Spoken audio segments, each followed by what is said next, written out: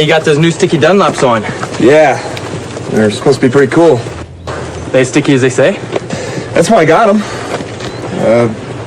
Truth is, I just don't know.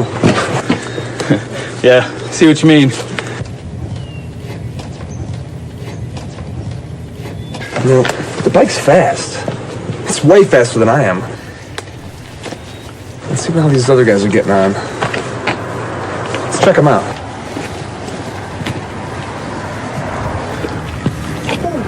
Whoa. Oh, whoa.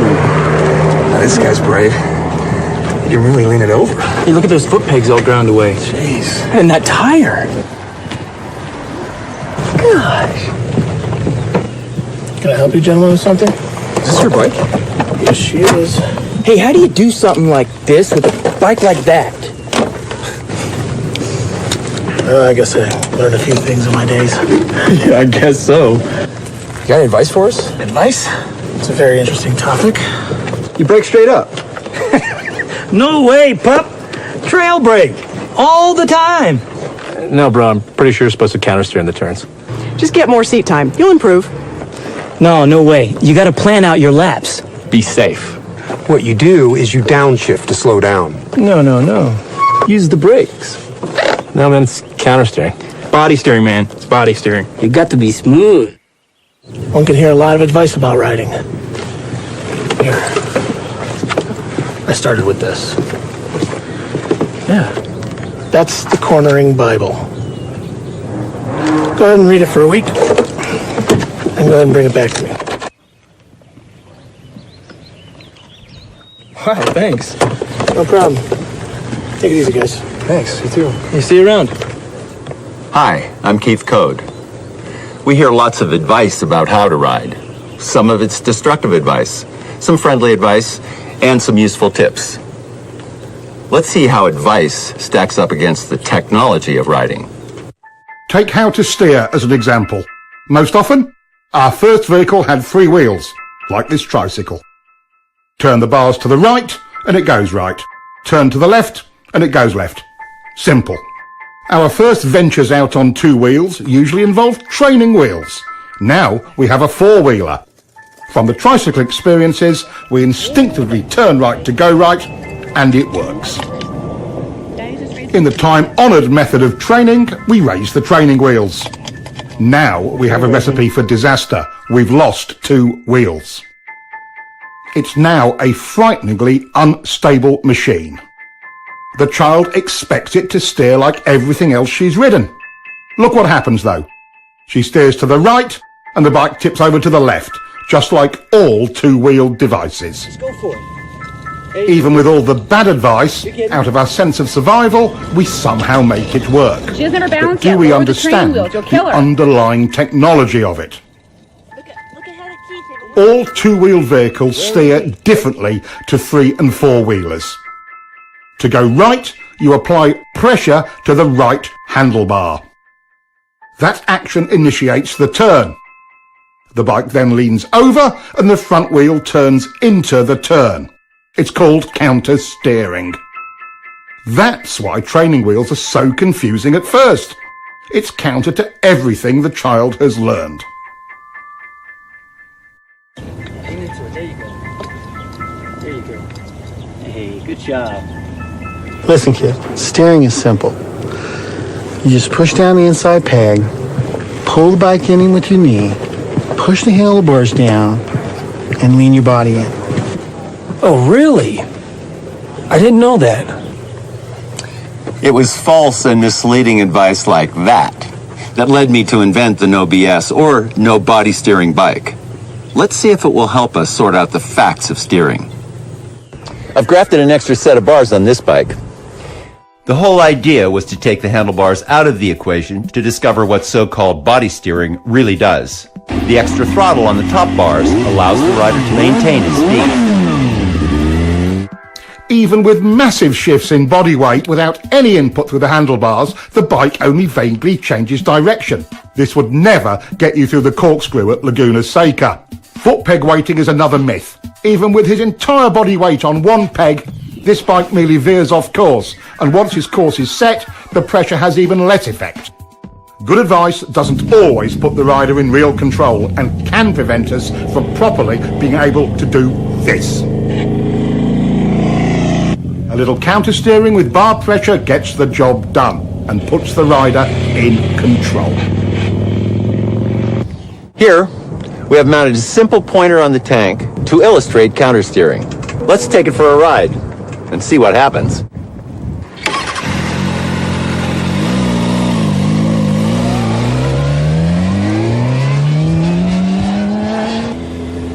See how the pointer shows the bars moving first to the left and then right, and vice versa?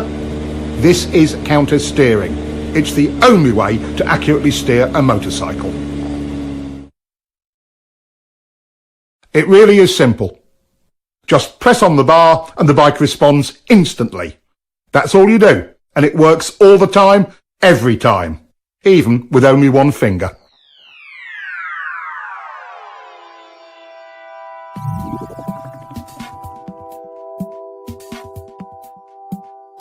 The idea that we lean to steer comes from the fact that when you lean right, you unconsciously pressure the right handlebar, and that counter-steers the bike right. Vice versa for left turns. Lean steering is one of the myths of riding. Some believe body steering works because they can maneuver the bike with their hands off the bars. When we move our weight around on the bike, it actually creates a counter-steering action. Look at the pointer. Some riders are confused about how they steer a bike once they are in a turn. It's exactly the same. To tighten the turn, you press your inside bar. To widen your turn and bring the bike up, you press the outside bar. Counter-steering always works. Countersteering is a piece of riding tech that will help you to improve your control in virtually every situation. Let's take a look at some other parts of riding. You guys really do have the cutting edge of bike technology, don't you? Look at the size of that rear tire. Look at the size of those brakes. I'll bet you really can haul on them if you need to, huh? And the frame is stiff enough to handle all the braking power and the grip of the tires. So how many ponies does it have? Well over 100. Mine's are on 150. They say it'll do 180. It's impressive. Guess all that cutting edge stuff can make a difference. Thanks, man.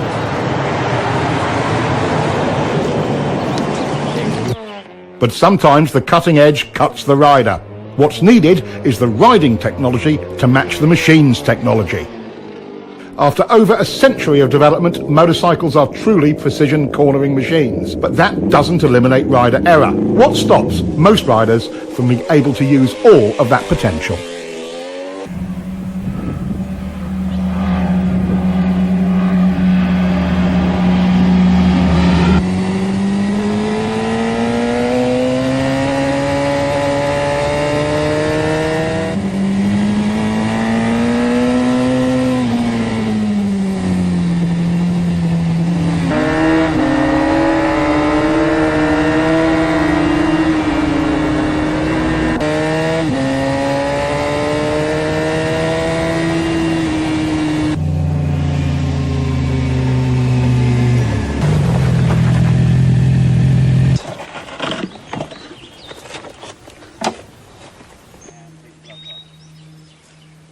Man, I was riding as hard as I could, and the guy just disappears. Yeah, me too, man.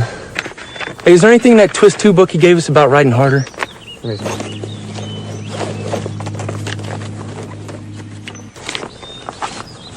Here we go. To make real improvement, riders can expect to reach a high level of technical skill, but only if they ride at 75% of their limit. Everyone agrees that in some fashion, survival reactions or... Survival reaction? What's that? It's like fear?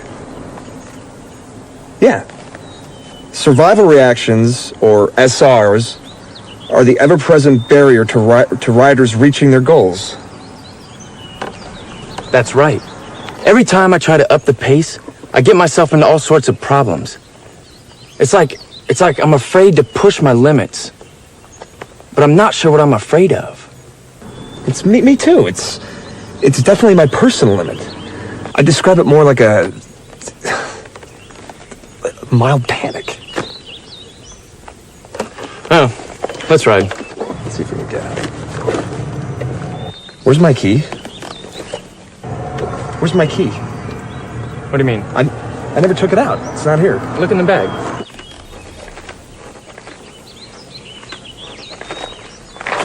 It's an agreed upon fact. Our instinctive survival reactions, our SRs, ruin a rider's hopes of being confident and in control.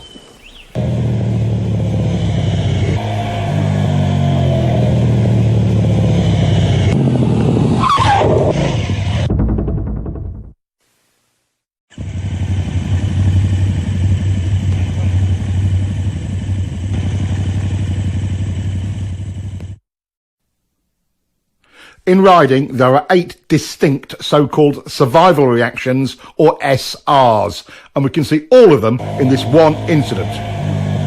Immediately, we see the rider trying to use body steering into the turn when he should have countersteered, so he starts out a little wide.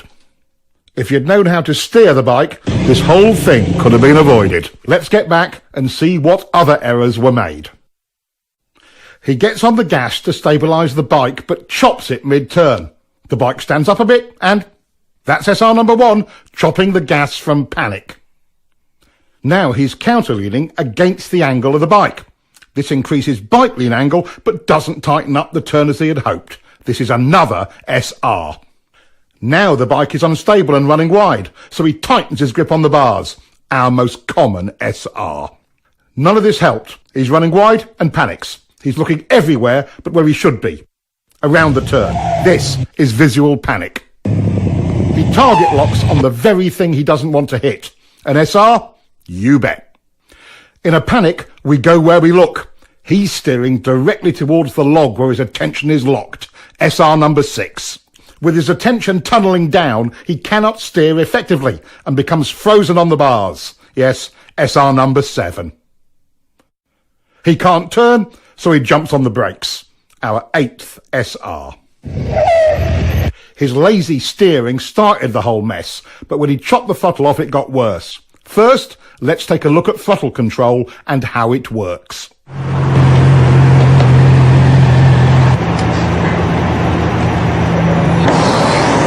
How'd you feel? My bike felt terrible on those turns back there. How was yours? Not too bad, but I didn't have as much grip as I'd like. The roads must have been really slippery. I think I need to play around with the suspension a little bit. You know how to do that? Yeah, but not enough. Hey, are there any suspension settings in that twist of the wrist 2 book that guy gave us? Hold on. It says here that understanding the performance specifications of your bike is one step in reducing throttle control survival reactions that detract from your riding. Sounds about right. What does that mean? Considering that most machines in a static or constant speed situation have roughly 50-50 weight distribution, we can begin to calculate the guidelines for correct throttle control through a turn. The fact the rear contact patch is the larger of the two tells the story. Give me more weight, I can handle it. So, once in the corner, our task is to shift 10 to 20% more load to the rear to give it its fair share of load. This we do with the throttle. Technically speaking, we want a slight 0.1 to 0.2 Gs of acceleration to accomplish that.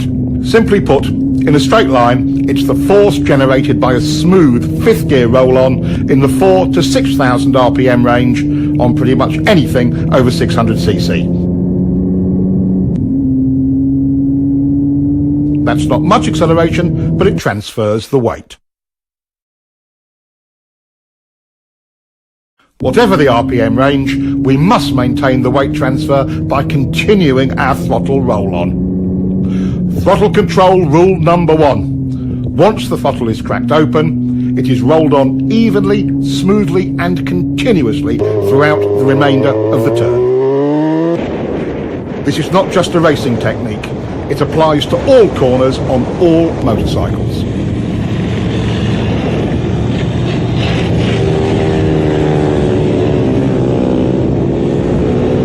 Once the correct transfer of weight is achieved using the throttle, any big changes in that weight distribution will reduce available traction, which is especially important in poor traction conditions. Once the bike is fully leaned over, violating rule number 1 with poor throttle control will underweight or overweight that particular tyre bike combination. Here again, even in poor traction conditions, good throttle control gives maximum stability and grip. Slides aren't the only negative result from rolling the throttle on and off. For track riding and racing, each throttle on off or even just a hesitation will cost you time. At least 1/10 of a second, about a bike length, in a slow to medium speed turn.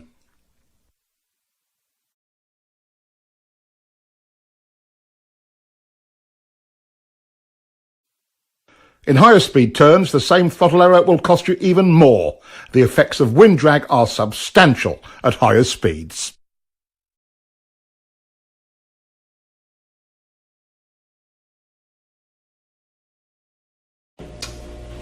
If the surface is slippery, do you want to overload the front or rear tires? No! Correct. If you're rough or inconsistent with your throttle control, will it reduce traction? Yes! Exactly. If you have good throttle control, will the weight be distributed properly on both the front and rear tire? Yes! Exactly. Now, what is throttle control rule number 1? Once the throttle is cracked open, it is rolled on evenly, smoothly, and constantly throughout the remainder of the turn. Good. Now, repeat that to yourself 1,000 times. Once the throttle is cracked open, it is rolled. This rider is late on the gas and gets very hard sudden acceleration out of the turn. This rider is trying for good throttle control and has nice clean roll-on, not the same fierce acceleration as the first guy. But what is the actual result in exit speed? Let's look at the radar. A huge difference. There are 2 circumstances under which you may violate throttle control rule number 1. Let's take the point where you are bringing the bike up for the drive out of the corner as the first one. As the bike is brought up towards vertical, we can be more aggressive with the throttle. At some point, you can pin it. Coordinating your throttle roll-on with bringing up the bike is how to maximize your drive off of any corner on any size bike.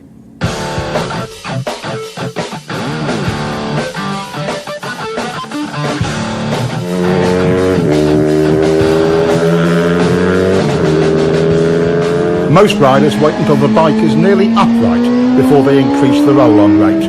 The skill of it is in accurate timing of the pick-up and roll-on. What difference does it make? Quite a lot. The second exception to throttle control rule number 1 is traction control. Riders can be far more aggressive with mid-corner and exit throttle. Double apex turns are the other exception to the throttle control rule. Since you're actually dealing with 2 turns, it's okay to roll off or stop the roll-on between the 2.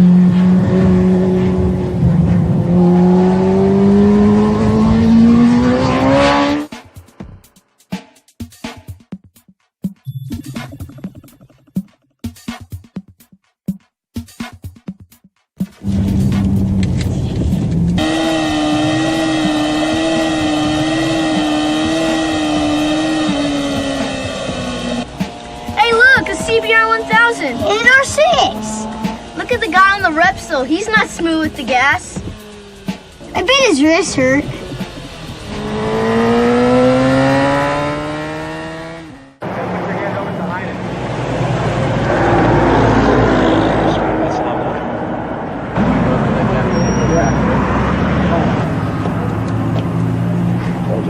Told ya. What are you looking at, kid? Your tires. What do you kids know about riding? Once the throttle is cracked open, it is rolled on evenly, smoothly, and constantly throughout the remainder of the turn. How long have you guys been riding? trying? About 3 months. Have you guys ever been at a riding school? No, but we got this book this guy gave us. Yeah, just keep reading it. Come on, boys. It's time to go.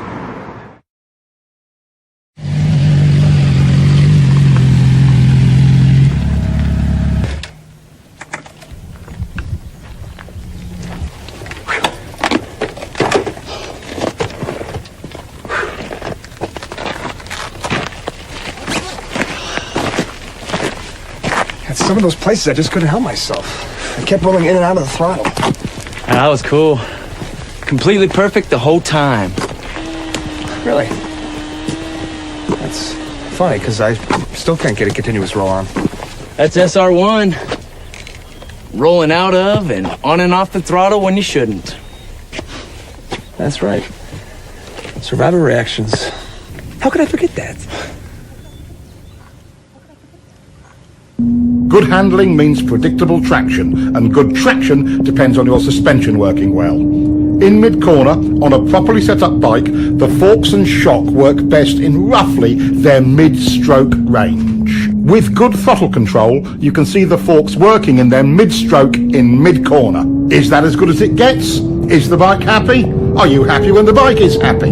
Yes, yes, and yes. In what range do we want the rear shock to operate?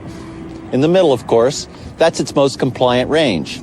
That's its sweet spot, just like the forks. Once you get back on the throttle, weight begins to transfer to the rear. The rear shock becomes our main concern because we must now rely on it more for stability and traction. Contrary to popular opinion, getting on the gas hard makes the back of the bike rise. That applies to both chain and shaft drive bikes. As it rises, the rear suspension becomes stiff. This results in the rear tyre not being able to follow the road's surface as well, and traction is reduced. This becomes abundantly clear when we look at front wheel speed compared to rear wheel speed on a straight. There is quite a bit of tyre slippage, and look at the rear suspension's position. Nearly topped out. Again, it isn't working well. With good throttle control, we get what the bike is designed to deliver. Working suspension and optimum traction. Another downside of survival reaction number 1, chopping the throttle, is reduced ground clearance. Not only does the front compress, so does the rear, which further reduces your clearance. Perfect examples. When the rider is hard on the brakes, the front end wheel feels heavy under braking upward. Check it out.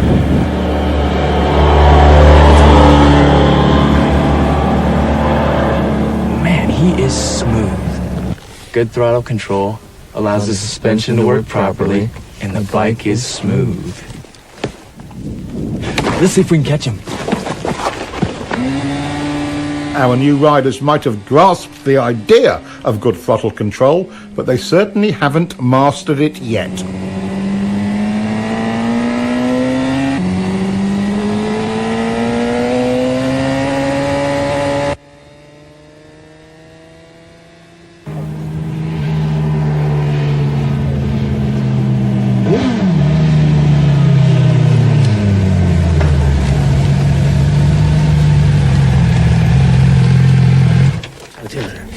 Bye.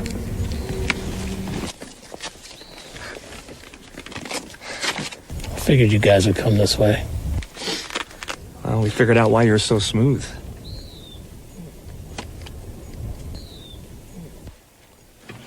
They've got it. Your forks, shock, and suspension settings create the potential for good handling. Your throttle control brings that potential into reality. Good throttle control has a major impact on slides. In controlled slides like these, good throttle control maintains stability. In unwanted or unexpected slides, chopping it makes it worse. Watch this. Good throttle control in reverse can save you from the high side. His smooth roll-off works much better. Practice your roll-off as often as your roll-on. When the time comes, it could make all the difference. Without getting into anything really nasty, like oil on the road, what are the usual conditions that activate our off-the-gas SRs? How about some of these? Water and sand are two big concerns for most riders. While you must not be aggressive with the throttle in situations like this, you certainly don't want to chop it either. What is your best bet if it's really slippery? Well, pick it up as best you can. The less lean angle, the better.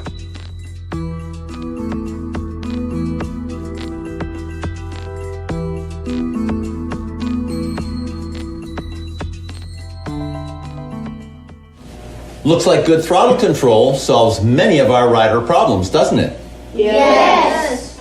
There are many factors that affect what line a rider may take through a turn, and we'll explore that later. The point we want to make now is this: no matter what line you take, high, low, middle, whatever, good throttle control is the gauge by which you can judge it. Riders are often confused about why the bike initially stands up and runs wide when they get off the gas mid-turn. Once into your lean and the gas is rolled off, weight transfers to the front of the bike, compressing the forks. That weight goes to the front tyre and spreads out the contact patch. This creates additional drag on the patch to the inside of the centre line of the bike. That drag countersteers the bike upwards and it runs wide. The whole thing can seem confusing, especially as the rider expects to tighten the turn when he rolls off the gas, and he finds the opposite of that happening. A moment later, since the gas is off, the bike slows, leans further over, and finally tightens up the turn. Applying brakes mid-corner creates the same effect. When the weight transfers forward, the result is the same. The bike stands up. A static throttle slows the bike as well. Again, the bike tends to run wide. This effect is even more pronounced at higher speeds and steeper lean angles. Getting on the gas too hard too soon will also send the bike offline, wide. Getting on the throttle too slowly makes the bike feel unresponsive. As we see here, with good throttle control, the bike looks and feels stable on its line and leaves the corner faster. Getting the feel for how much throttle the bike wants and needs to be stable and have good traction and hold its line is the art of good throttle control. There are choices in lines, but the good ones follow the throttle control rule. Jeez, I'm running wide on the exit almost every time. And I'm following the throttle control rule.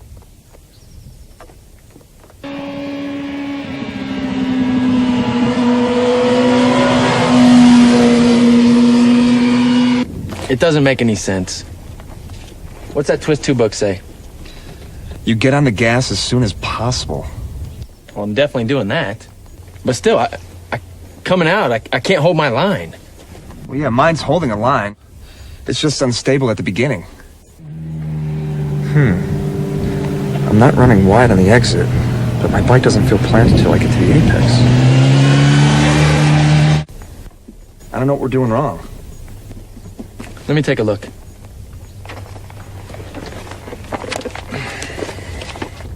Aha, here we go. To meet the throttle control standard, steering is completed before you get it on. This doesn't mean at the apex, right before, or just after, or at any particular part of the turn. It means as soon as possible once the steering is completed. I never thought of that. See, I was told you have to wait until you get to the apex. I've been scared to get it on before that.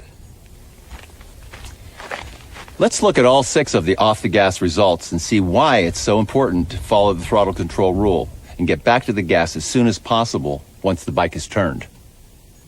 Weight transfers forward, changing our available traction. We've lost our suspension's mid-stroke sweet spot. The bike will tend to overreact to rough pavement and can become a bit twitchy. By creating some instability, the bike initially tends to run wide. As we saw before, we lose ground clearance on both ends of the bike. And lastly, the bike slows down. These are the 6 results you get from waiting too long to get back on the throttle. Getting back on the gas as early as possible solves all of these. The bike becomes planted and predictable, but can you get on the gas too early? This rider got greedy with the throttle way too early, but the solution was correct. Roll off, reduce speed, repoint the bike, and then roll back on. To add lean and throttle at this point of the turn is a common cause of crashes. But this is the way it really should be done.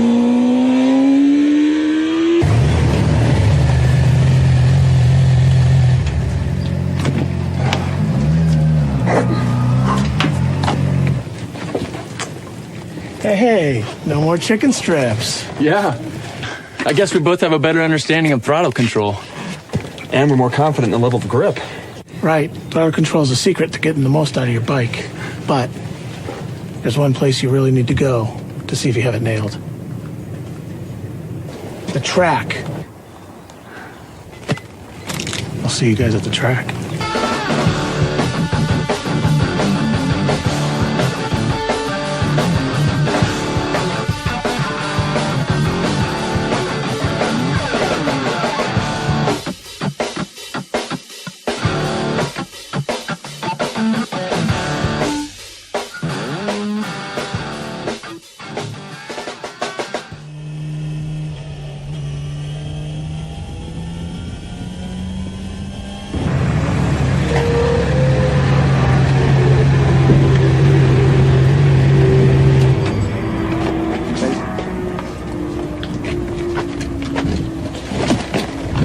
I stayed with you all the way to that fast turn. Man, you just pulled away like a train.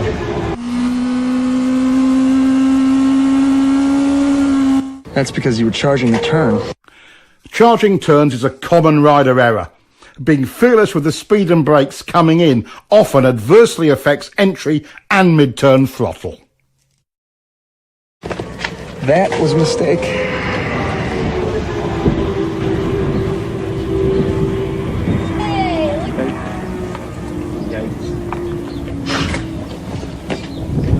All right, so when my arm is rising, I'm rolling on, and when it's falling, I'm rolling off. So my left hand is telling you guys what my right hand is doing, okay?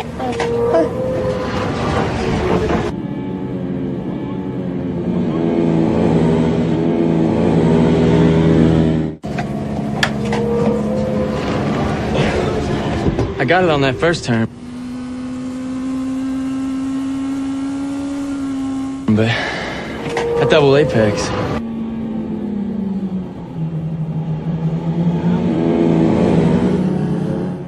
Well, man, you're still charging the turns. Yeah, you're right. That's SR number 1 in another form. I'm greedy with the gas going in there, then coasting and losing too much speed. Charging your turns just masks your sense of speed. Let's take a look.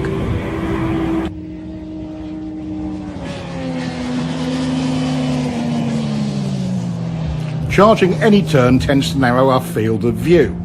When we lose our reference points, it affects our sense of speed. This is one of our SRs.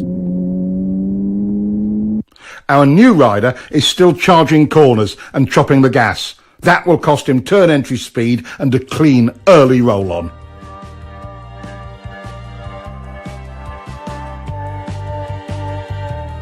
This looks pretty rough. Even in slow speed situations, the throttle is our friend. Nothing else will stabilize the bike. Once you've mastered your throttle control SRs, you have taken a giant step towards control over the bike and confidence in yourself at any speed.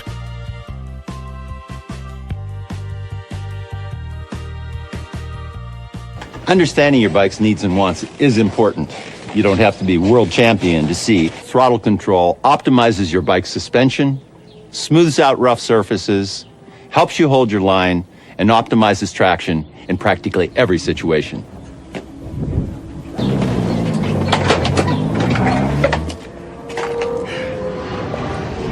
Man, this track riding is really hard work. Yeah, I got a really bad forearm pump. I could hardly grip the front brake. It's like riding motocross all over again. We gotta get ourselves down to the gym and work out a little more often. Yeah. My first reaction is to tell them both to relax.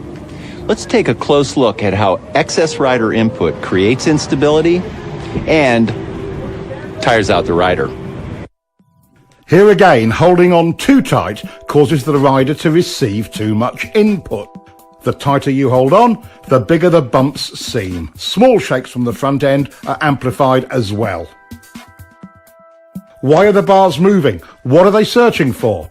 They're trying to find a position that will stabilise the bike by maintaining the correct tracking of front and rear wheels. The bike does this without any help from the rider. If the rider could hold on tight enough to stop the bars moving, he would only amplify that wobble. The force he puts into the bars creates resistance and a ploughing effect at the front tyre's contact patch. Now the back of the bike wants to rotate around that resistance and the wobble becomes even worse. Setting a wheelie down crooked is an extreme example of this.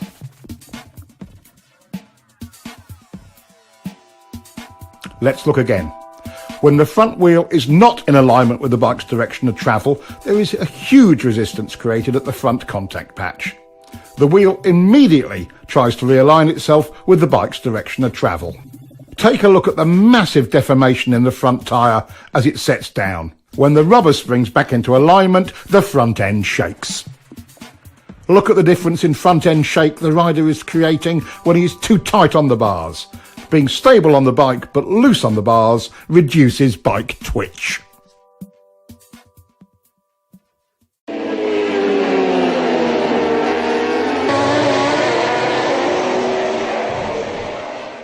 Holding on too tight transfers engine and road vibration to your hands and arms, tiring them out and making them numb. This in turn causes you to hold on even tighter. This same elevated level of feedback can, again, easily distort your sense of speed. When the rider responds by tightening up on the bars, it gets worse. This is SR number 2 once again, tightening on the bars.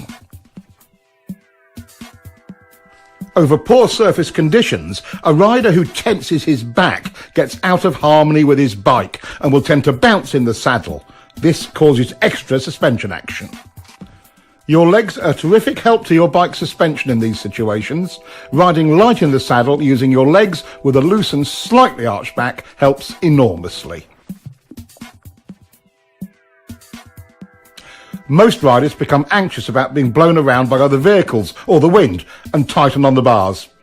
As the upper body is buffeted by the wind, the bike is being steered by the wind. Ride loose like this and the wind's effect on the bike is reduced.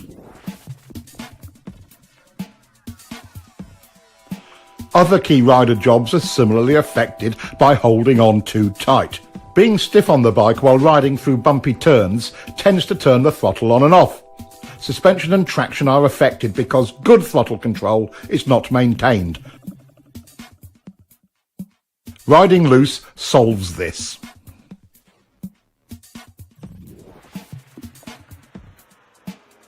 Riding rigidly can shake your helmet and blur your vision. The more you try to brace yourself and hold your head still, the more it shakes. This can even make your neck sore. Limber and loose is smooth. Do you ever find yourself making steering corrections while in the corner? This is another part of survival reaction number 2, gripping the bars too tightly.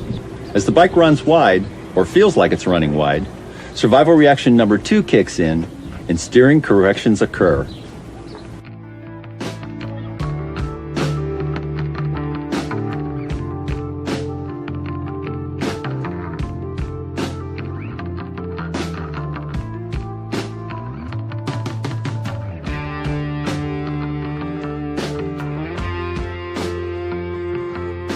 This all makes the bike more unstable and it runs wide in the corner. How much actual bar pressure is needed to hold your line? As you can see, with good throttle control, none. Check this out. I'm not helping the bike at all by holding on. The tighter I get on the bars, the worse it gets. I don't need to go to the gym to hold on tighter. I need to lighten my grip on the bars. I had it all backwards. Like most avid cornering enthusiasts, you've tried to hang off. There are several key elements we'll cover on this. First, when do you hang off? One of the more common beginner errors is moving over into a hang-off position right at the turning point. Notice the bike wiggling? The rule of thumb is to pre-position your hips just before you roll off the gas. This method will reduce problems from unwanted handlebar and body inputs. The second novice knee-jogger error is hanging off too far. Enough is helpful, too much is awkward and does more harm than good. Notice how stiff the rider is when off too far.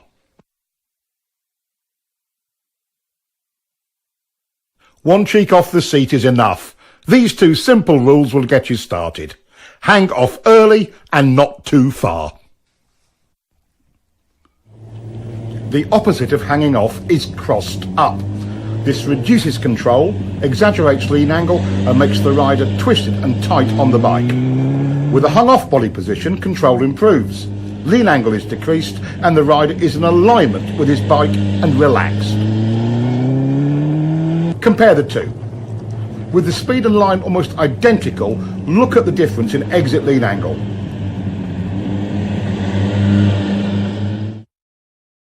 Less lean equals more throttle and better drive. Now let's compare straight up riding with hanging off and see if there is a difference. Here he is riding straight up. Once again, at nearly identical speed and line, there is a measurable difference in lean. Body position on the bike can positively or negatively affect your riding. He could have gotten over sooner for this corner. Getting over before turning, he's smooth as silk entering the turn. Both errors here, moving over while turning, and he's off too far. The problem is compounded when you lose connection with the bike. He's remedied that. Now back up a bit. There he goes. His arms can now be loose and relaxed. When the whole body position and turn entry package is done right, it affords a rider the maximum of control with the absolute minimum of effort. Here's another view of a clean, loose run through a turn. The human machine works this way. When the lower body is unstable, we must rely on our arms and torso for support. Once the lower body is stable, we are at liberty to relax the torso and get great body position. Notice how much lower he can go without tension.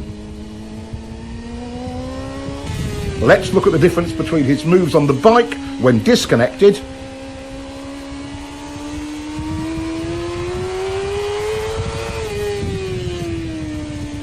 and compare that to locked onto the bike firmly. Much more relaxed and in control.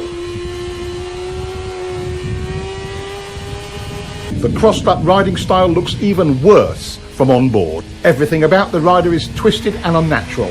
Head, shoulders, even eye position is strained.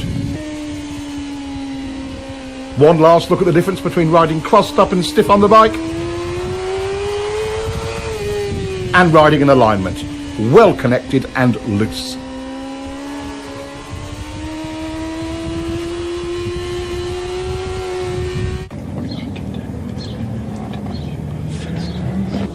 It's easy to see how we can create instability with the bike. What design features do sport and sport touring bikes have to help prevent that? Why do sport bikes even look the way they do? High-backed seats anchor the rider more firmly, reducing the need to hang on by grabbing the bars too tightly. Large tanks help provide a better perch on the bike. Some riders use it for elbow or forearm rest during cornering. They can also provide a resting place for the upper torso. Knee cutouts on the tank's side provide a more stable way to hold on, allowing the rider to use the bars less. Rear set foot pegs are really important. They give the rider a more stable perch for moving around on and steering the bike. If this bike had cruiser pegs like this, it would be unrideable. In fast turns, trying to anchor yourself firmly on the bike requires something to hold on to. Unfortunately, the inside bar is the handiest thing, resulting in the rider pulling on it. This makes the bike go to the outside of the turn because you are counter-steering. Gripping the bike with one or both legs eliminates this problem. Resting an elbow on the tank can help. The hanging off style can have another unfavourable side effect. By pulling yourself from one side of the bike to the other using the bars, you will make the bike wiggle. Anchoring yourself firmly on the bike and using your legs to move reduces unwanted handlebar input and avoids the problem. Is a motorcycle truly out of control when it's sliding? How do you save it when the front or rear tyre gives up traction? Why don't the fast guys always crash when their bikes slide? While wiggles and shakes are distracting, there is a far more dramatic and deadly result from survival reaction number 2. That's being too tight on the bike. This is the stable position for a front wheel during a slide. What would happen if the rider resisted this movement? When you counter the front end's natural attempt to stabilise the bike, you create resistance at the front contact patch, making the slide worse, and turning into high sides like this.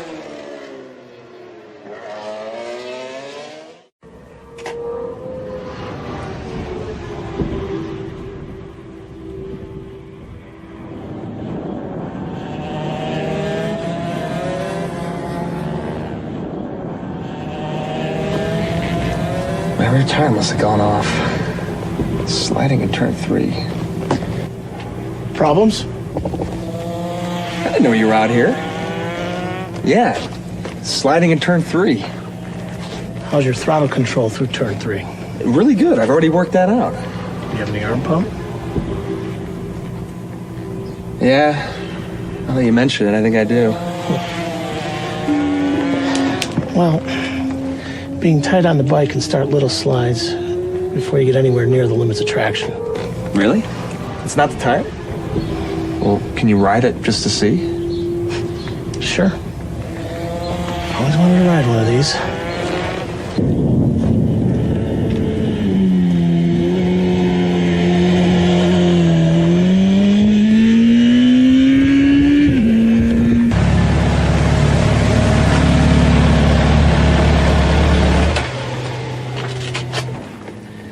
So how was it? Oh, the bike's great. Thanks for the ride. Oh yeah, your tire's fine. I guess I'm making it slide then, huh? SR number 2 strikes again. I'm just too tight on the bars. Try it again. I'll follow you. Really? Thanks.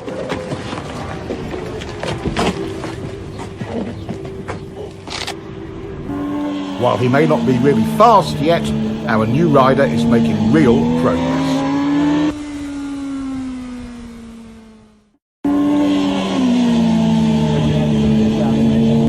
The 3 most common reasons for front end slides are 1, over-braking going into turns.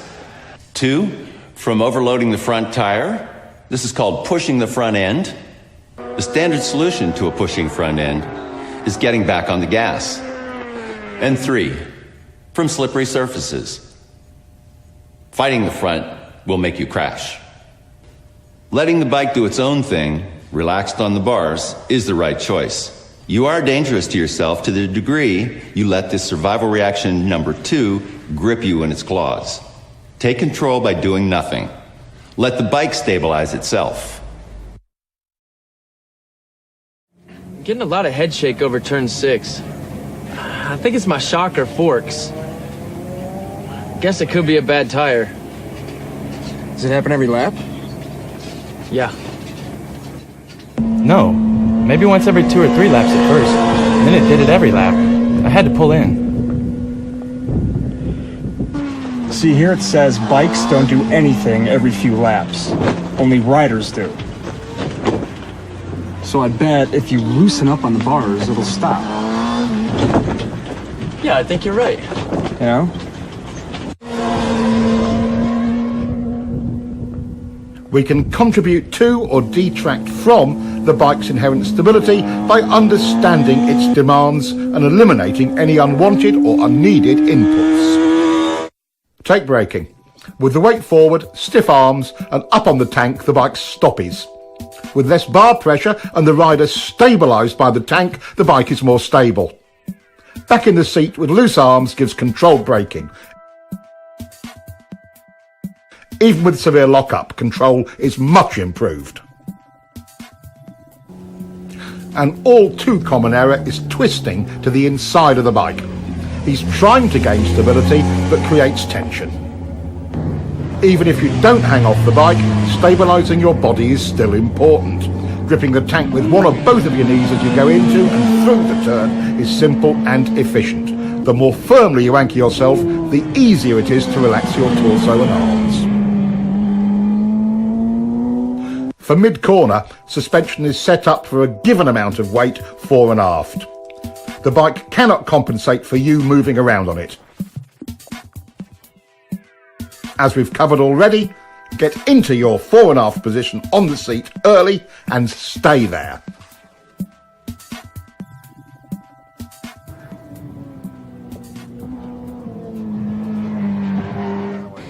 Just to recap, your bike's suspension can be adjusted for a variety of road and track conditions, but you cannot adjust it for excess rider input. By being loose, the rider allows the bike's suspension to perform at its best. The main points of rider input are: hanging off too late creates instability. Get over early. Hanging off too far creates instability as well. Being disconnected on the bike looks like this. Locked on is better. Twisted on the bike. Going with the bike. The seat provides stability, and so does the tank.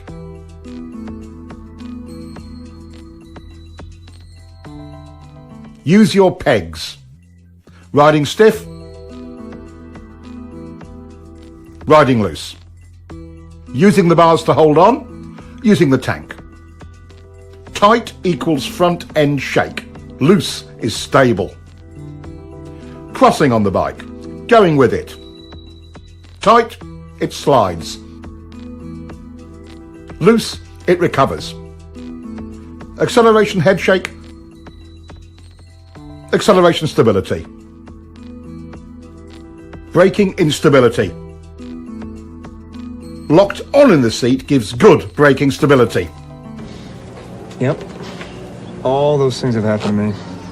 Yeah, you should just let the bike do the work. I'm causing my own handling problems and making myself tired. Stabilising the bike is the rider's goal in any corner. Throttle error or entering a corner too fast are two of our known enemies in getting that result. But perhaps the most important of all is your line through the turn. Having a poor line through any corner makes the rider's job of stabilising the bike with good throttle control all but impossible. We've already explored counter-steering and know it gives us effective and precise control of the bike's direction.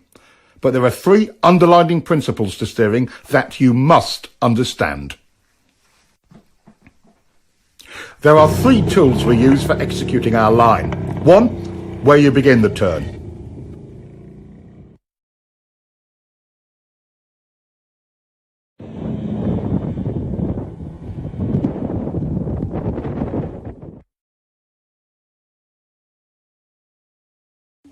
2, how quickly you flick the bike over.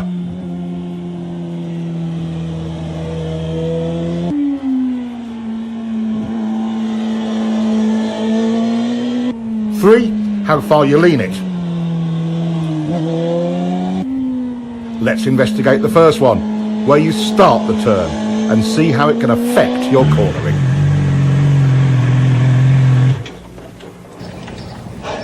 Hey, you're doing good, huh?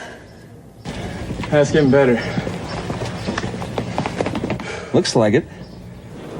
I'm getting a feel for throttle control, but it's inconsistent. One lap I'm good, the next I'm stalled on the gas in the same turn. I know what you mean. My line changes from lap to lap, so I don't always have the confidence to keep rolling it on.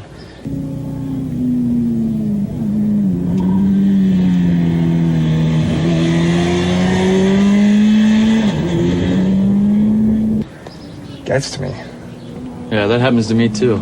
It totally blows my confidence and I'm right back to rolling it off. I hate when that SR happens. Yeah, well, it says here that there are 11 things that are influenced by where you turn into a corner. 11 things. Guess what? Both of our problems are on that list. Really? Yeah. But what is the solution? What can you do to bypass these problems? The answer is too simple. Find and use a good turn-in point. Finding a turn-in marker and using it will give you consistency. It helps you avoid problems like inconsistent lines and throttle errors. How can you find a good line? Once you establish a reference point, the trial and error method will tell you what works and what doesn't. That tar snake on the pavement is a good reference point. He tries a later turn-in, but that chops up his brake release. A little earlier runs him too wide and the throttle goes off and on.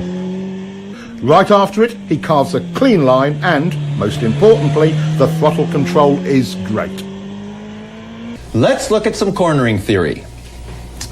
What kind of line would allow you to get back on the gas most easily for good throttle control throughout the corner?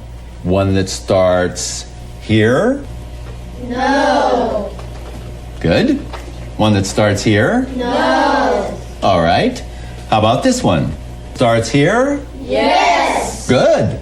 There are actually 11 ways your turn entry position or your turn-in point affects how you corner. First, let's look at your overall corner speed. He's taking an early turn-in, resulting in an inside line. It's plenty fast coming in, but slower mid-turn and exit. Turning in later, trying to straighten out the turn, allowed him to get back on the gas earlier. Your entry point has a huge effect on overall corner speed. While the low inside entry had a high approach speed, it was slower mid-corner and exit.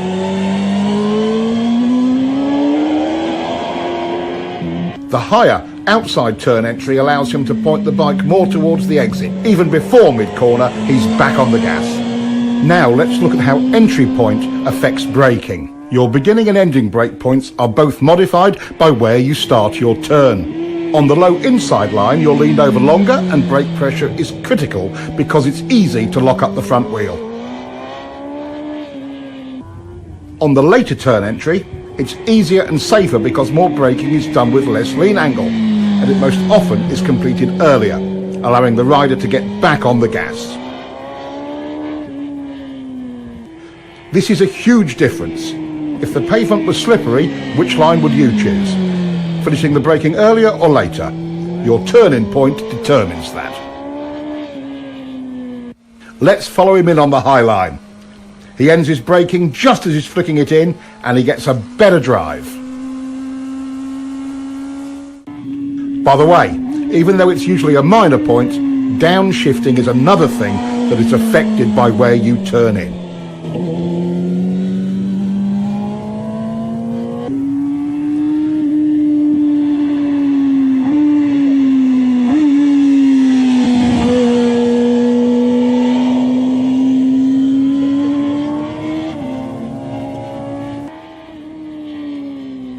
Of the key tools of turning, one is how quickly you can get the bike over. It's easy to see how the early and later entries compare in this regard.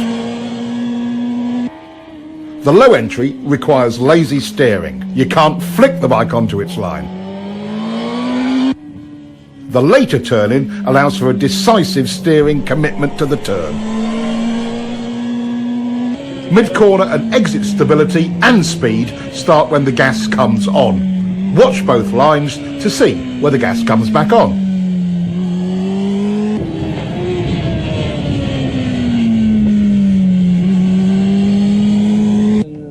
Our later entry rider was able to get back on the gas 37 feet earlier. That's 5 bike lengths. Earlier on the gas means stability through more of the corner. Your turn-in position has an enormous effect on that. That's 6 points so far. A good drive off the turn is number 7. Low line entry checks your drive because number 8 on the list, lean angle, also comes into play. You were leaned over further and longer from a low line entry.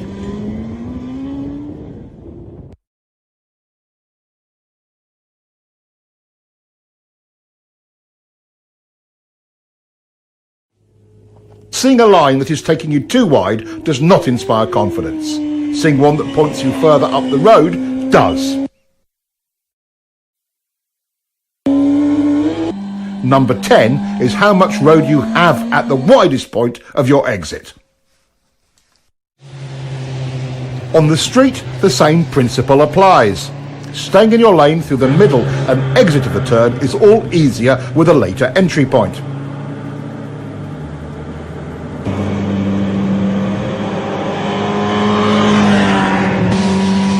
This helps reduce panic and provides riders with a greater margin of error in regard to oncoming traffic. The 11th and final aspect that is affected by our turn point is mid-corner lean angle correction. While they may seem like a fact of life, they're a common rider error that results from this same tech point: early turn entry.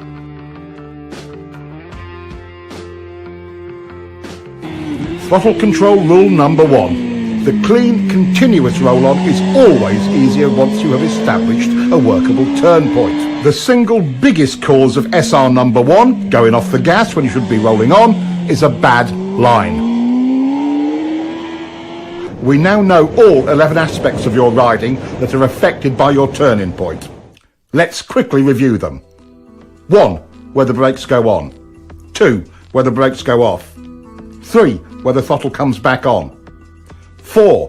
Where the bike is pointed once fully leaned over. 5. Where will you finish the turn? How wide will you run at the exit? 6. Where will you downshift? 7. How much lean angle will you use? 8. How many, if any, steering corrections will you make? 9. How quickly or slowly will you have to steer the bike? 10. How much speed you can approach the turn with? 11. How quickly or slowly the throttle may be applied. Good. Those are the 11 things affected by your turning point. Now, let's look at how quickly you turn the bike and how that affects your cornering.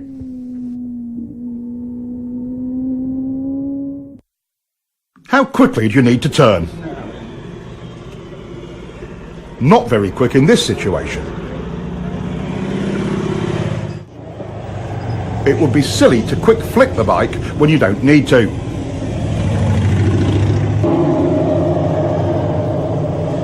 Here's the perfect flick rate. Being able to get a quick, clean flick has many advantages.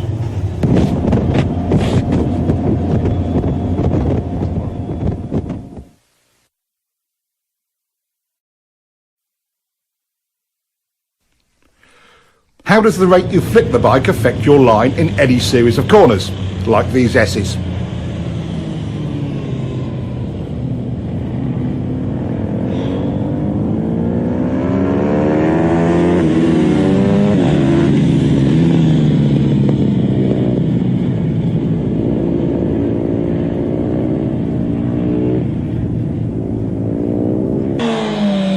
This rider's turn rate was too slow to get him on line to set up for the next corner.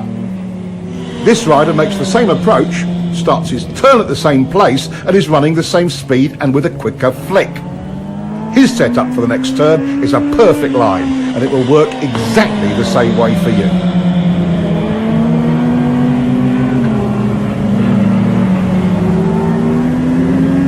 Once you begin your turn, where do the cornering forces start to push you? Outside or wide in the turn. Exactly. If this is your intended line, and you're lazy bringing the bike over, where will you go? Outside or wide in the turn. So, if you flick the bike a little quicker, would it get on that line? Yes! Class, you are brilliant today. Since we don't like to run wide in turns, and for a very good reason in situations like this one, we must continue to lean the bike further and further to make the corner. Lazy steering forces you to lean the bike more than is necessary, and you'll be leaned over longer. Let's compare.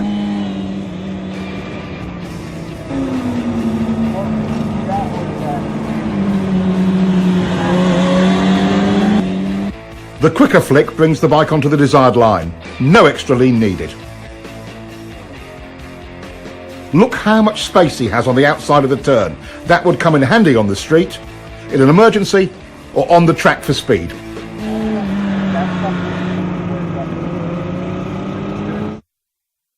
And look at the difference in acceleration.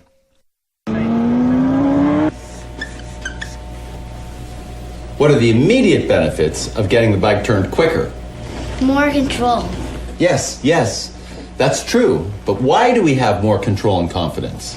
Earlier in the gas, better throttle control. And better traction. It's not leaned over as long. More choices on your lines. You get on your line earlier. Less lean angle. I think you've got it.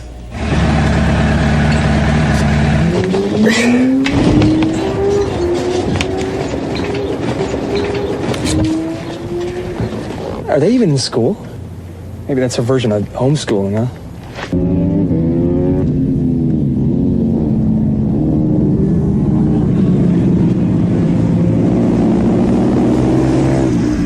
I wish my mom had taken me to the track when I was 10. I'd be a world champion now. Yeah, you're right. The approach speed and turning point for both riders was very similar. So what was the key difference that got this one through and put this one in the dirt? Let's look again.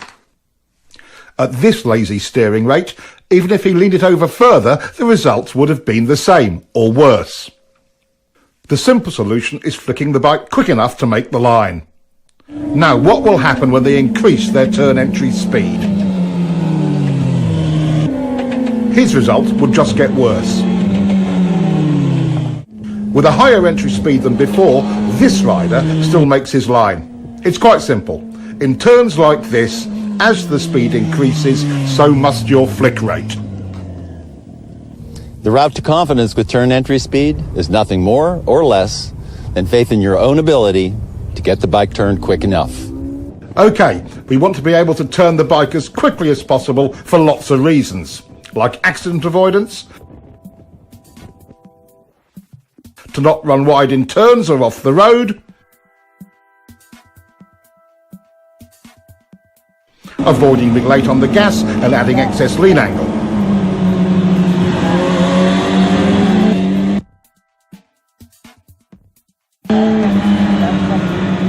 Not to mention, you'll get a better drive. How do we make this possible? How do you become efficient with your steering? What works and what doesn't work? The plane of rotation of the bars looks like this. At a steep angle like this, half your input into the bars goes straight down and is a total waste of energy. At this angle, you're still only 75% efficient. Here, your input is in line with bar rotation and is 100% efficient. This is another great example of how understanding the technology puts you in full control. A simple experiment will tell you if what I say is true or not. Get forward on the bike and position yourself directly over the bars and try to push the bike down into a lean. A lot of effort, but not much happens. All motorcycles work this same way. It's the horizontal rotation of the bars that gets the job done. A huge part of rider confidence is knowing you can quickly turn when you want to or need to. It's not about the kind of bike you ride, it's all about control. Some say flicking the bike too quickly is dangerous or makes the bike unstable. But done correctly, it is clean, smooth and efficient. Any questions about flicking your bike? When can't you lean the bike over quickly? Okay, let's figure it out. Could you quick flick your bike if the pavement were wet or slippery? No! Could you quick flick on a cold tire or cold pavement? No! Could you quick flick with a handful of front brake? No! Could you quick flick with a tire that was brand new or not scrubbed in? No! You, could you quick flick with totally worn out tires? No! Do you need to quick flick your bike at low speeds? No! Now, do you get the idea? Yes! Our two new riders have come a long way towards understanding how the bike steers and where to turn it. Their confidence to lean the bike more is a direct result of that. Riders who understand this both look and feel in control of their bikes.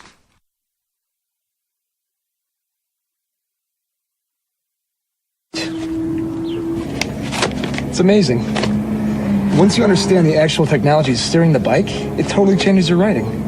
Yeah, completely changed. I feel in control of steering the bike now. I know how quick to turn it. I know when and where I need to lean it. It's like I'm seeing the turns completely different now. My SRs are way quieter. It's so simple. Yeah, once you understand it. In double apex turns like this one, things can sometimes feel a little busy. Trying to maintain a continuous throttle roll-on only runs you wide, because it's really two turns. But the rider has more choices. Just roll the gas on a little bit and hold it there. Not horrible, but not really stable either. Get on the gas, and then off to turn it for the second part of the turn, then back to the gas. But that only chops it up, doesn't it? He could go in hard and brake a bit, then on the gas again. That could work, but you'd better be super smooth. Okay, how do we do it? Timing is critical. Getting back into the throttle early stabilises the bike. Then, mid-corner, instead of rolling it off, he just stops rolling on.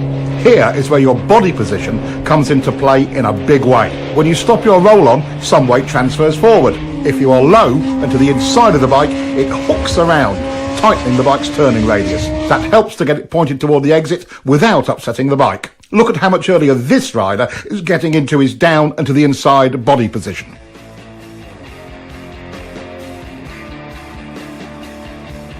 Here we see an average hang-off position.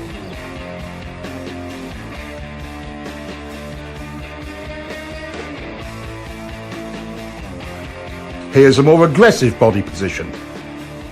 Notice he's able to hold a tighter line.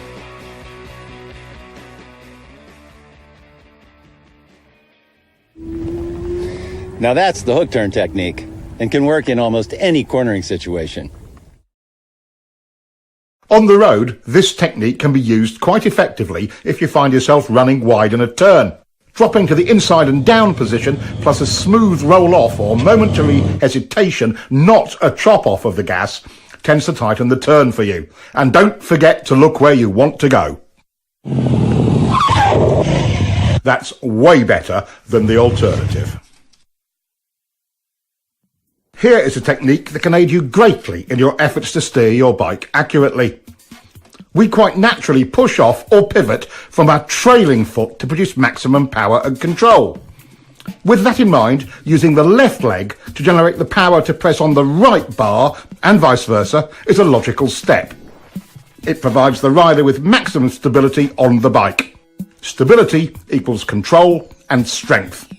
As we lock our lower leg into the bike from the foot peg to the tank, we begin to create lower body stability. The next step is a slight tightening of the thigh muscles. This locks the pelvis in position, which then provides a stable base for the whole torso. With the torso stable, the rider's ability to apply pressure to the bars is vastly improved. We call this pivot steering. You might call it power steering, because once you master it, it feels so easy to steer the bike. Work on your quick turn.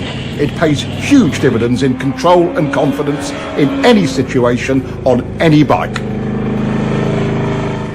Now that we know what a turn point is all about, how often do you get it just right?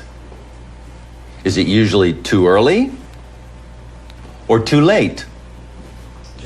Too early. That's right. Riders tend to turn in too early, and there is a reason for it. Would you like to know how to change this part of your riding? Yeah! Going where we look is an unfortunate survival reaction. In fact, it's SR number 5. For example, if this rider looks at the inside of his next turn, he will go there.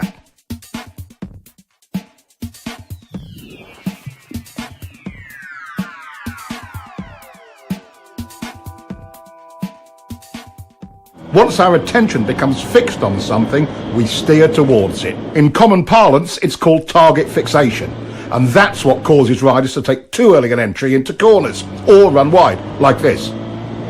We already know what the results of turning in too early are. Training yourself to look in without turning in is how we overcome this SR. We call it the two-step technique.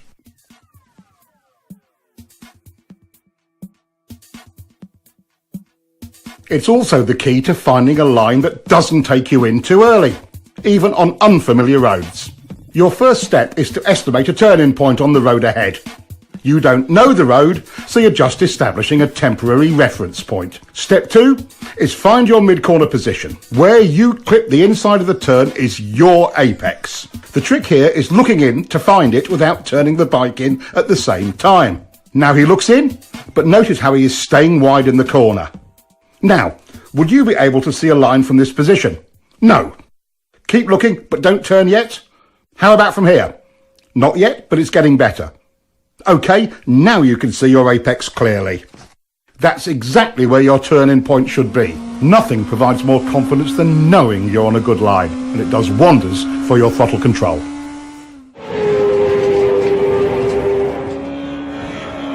Hey, you're really starting to get that bike turned. Yeah, I just wish I was more consistent with my lines. I'm feeling kind of lost. Well, you know there's 4 chapters in here about vision. There's a technique in one of them. It's called the two-step that's supposed to help. Two-step. Let's take a look and see if we can sort out his inconsistent lines. He ran pretty wide on that pass. Let's see how he is timing his look in and turn in. Big mistake. He's looking and turning. Now he's not running as wide, but it's another different line. The two-step visual technique solves more than just where to turn into a corner. It can also help with your consistency. In the end, your lines will only be as accurate and consistent as your visual skills. Knowing exactly where you want the bike to go before entering, using the two-step technique handles that. Applying the two-step technique allows the rider to gain space and time at the entry of the turn, to apex and pick up his next turn point accurately. Once you truly learn to lead with your head and eyes, you'll be able to enter all corners smoother, more accurately, and, for track riding, usually faster. It's as good as it gets. Using the two-step turn entry technique also helps combat the look-in, go-in early SRs. By training yourself in this technique, you'll always be 2 visual steps ahead in every turn entrance. Wow, what a great technique. I don't feel rushed to the turn point. I mean, at all. No, me neither. Hey, that two-step works. Hard braking can be both confusing and terrifying. No other control action on the bike can produce such dramatic results with so little effort. Most riders' survival reactions run wild under heavy braking. Brake technology has come a long way.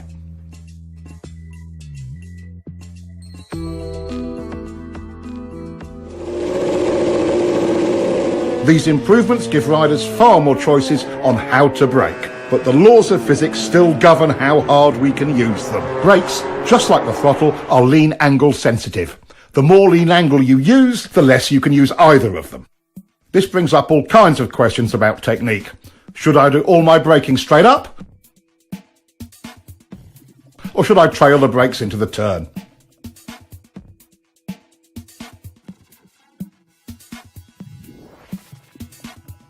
Should I brake easy at first and hard at the end, or the other way round?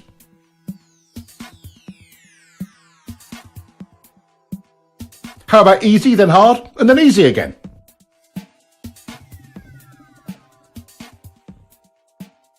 While braking, it's easy to lose sight of the real goal. Getting your turn entry speed perfect is that goal. With that in mind, which brake pressure sequence is best? Turn entry speed errors are easiest to make when you are hard on the brakes towards the end of braking.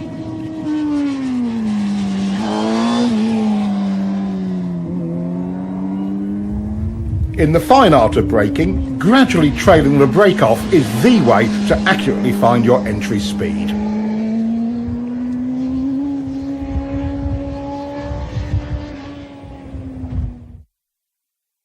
Straight up or trail braking, it's the exact same problem. Maintain control of your entry speed. Overbraking, SR number 7, often creates other problems like poor throttle control and extra steering corrections. Both unsettle the bike and can even cause excess wheel spin. Panic braking in the middle of turns is something we try to avoid because it stands the bike up abruptly. Unconsciously, we apply pressure to the bars to maintain our line. That additional input is one of the primary reasons for trail braking crashes. Restraining bar flutter does not let the front end follow the road, which reduces available traction even more. Despite its dangers and drawbacks, trail braking is a useful tool. Just imagine yourself leaning into a turn at 200 miles an hour with the brakes on like this. If you have to brake in a turn because of an emergency, like debris or a surprise decreasing radius, bringing the bike up as you do it is your best hope for not washing out the front end. Simultaneous braking and downshifting smooths things out and reduces distractions. This helps you get your turn entry speed right. Watch the timing of the clutch and throttle action in slow motion.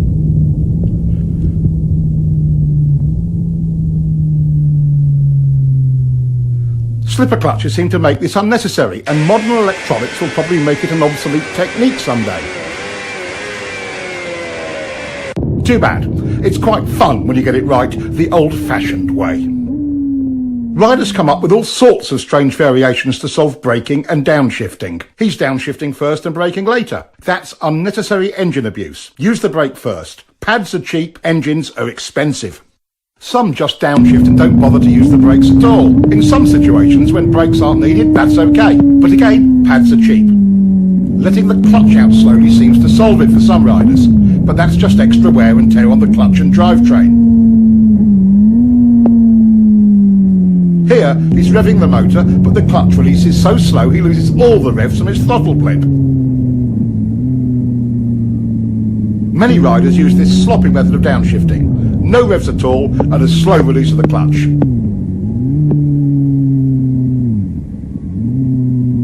Getting too big a throttle blip over-revs the motor and causes the bike to surge forward with each gear change.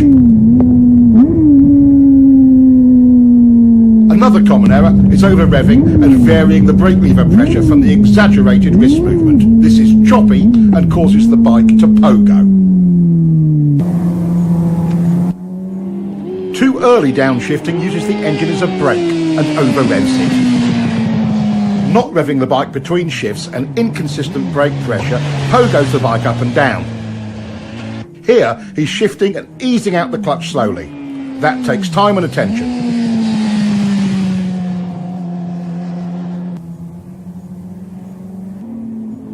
He's revving it, but too high and still on and off the brake lever, pogoing the bike. Making clean downshifts and maintaining control of the brake lever throughout will help. Letting your fingers slide over the brake lever while you control the pressure works really well. Downshifting without the clutch is another way of handling it. Careful timing of the throttle blip and the gear lever makes it surprisingly easy and smooth, with or without a slipper clutch.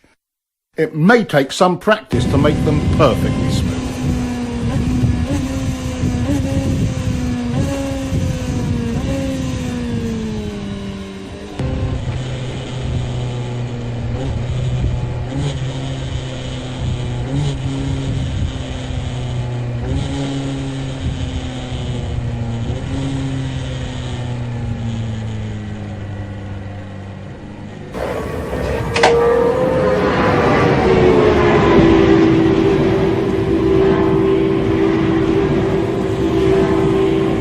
Hey, you guys were looking pretty good out there in the corners.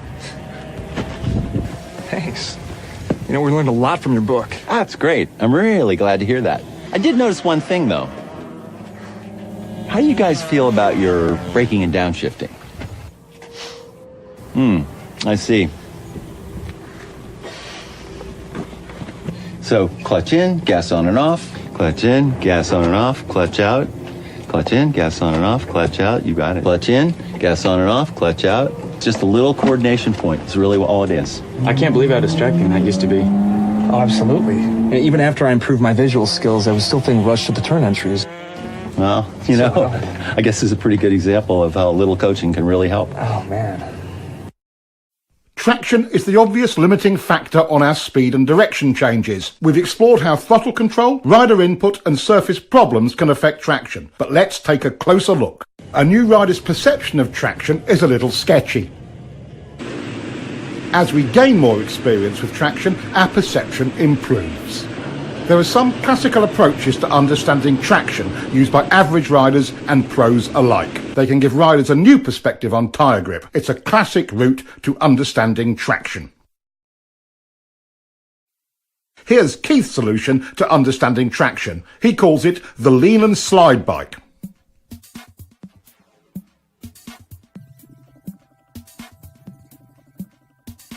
About this time, most riders would chop the gas in panic.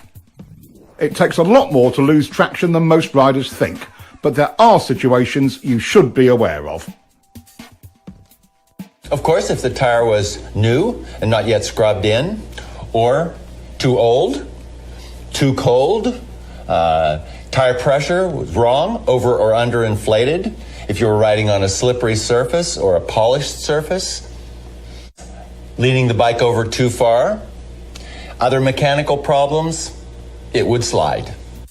The slide bike helps train riders to avoid slide errors. Watch what happens when he chops the gas.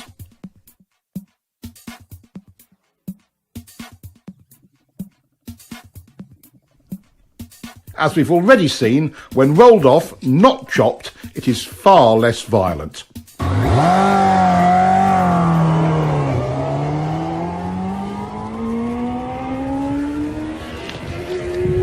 Overriding the grip of new or cold tires is a classic novice riding error.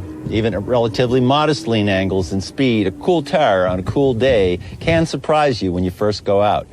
It doesn't take much to slide. Tire grip and temperature are proportional. A cold tire feels like it has maybe 25% its normal grip. A warm tire on a warm day feels more like 75% or more right away. Don't be a fool. Gradually bring the speed and the temperature up. Never trust the tires. Trust yourself. Learn to bring them up to temperature according to conditions. In generally good conditions, as we have here, modern tyres deliver excellent traction. Good throttle control is the foundation that allows a rider to explore the limits of traction. Even with good throttle control, a small slide can start or get out of hand when the rider is tense. The rider's ability to be comfortable with traction limits depends upon having the key elements of throttle control, rider input, and visual skill.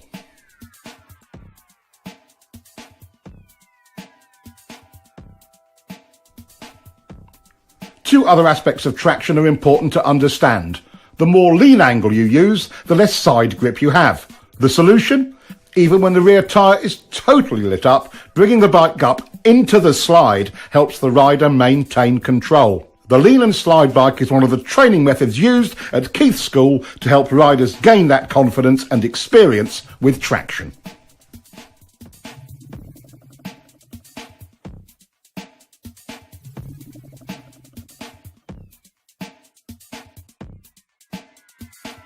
All 7 factors, visual skills, steering, turn points, line, rider input, lean angle and picking up the bike must be under the rider's control for him to be confident with the throttle and with traction.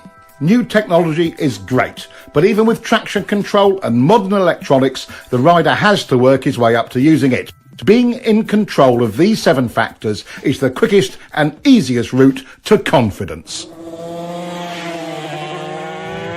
I'm so stoked. This twist tube book really helped my riding out. Totally. Feels like I'm making improvements every ride I take. It's as if there's no limits. You know, I see more ways to apply this information every time I read this. I wonder how good we can actually get. Oh, hey, Will. How you doing? Hey, you both look pretty good out there. Thanks. Yeah, but after watching you ride, you know, it just makes us want to kick it up a notch. So how'd you do it? I went to school. School? Let me ask you something. What do you do for a living? Well, I'm a doctor. I'm a software engineer. Why? Well, did you wake up one day just knowing how to do your trade? Or did you learn it by going to school? Okay, point taken. So, how do I find a school?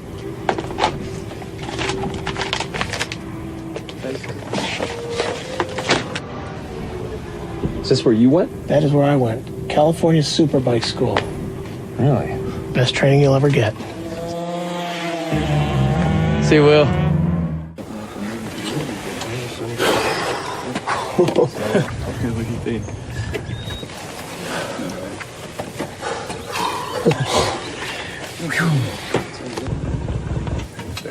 You guys must really push it hard.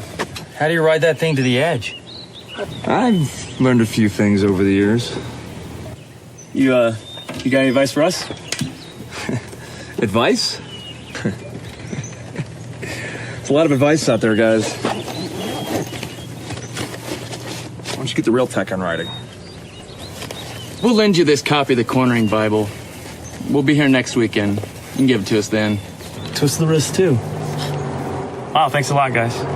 No problem. Looks like I have to get myself another copy.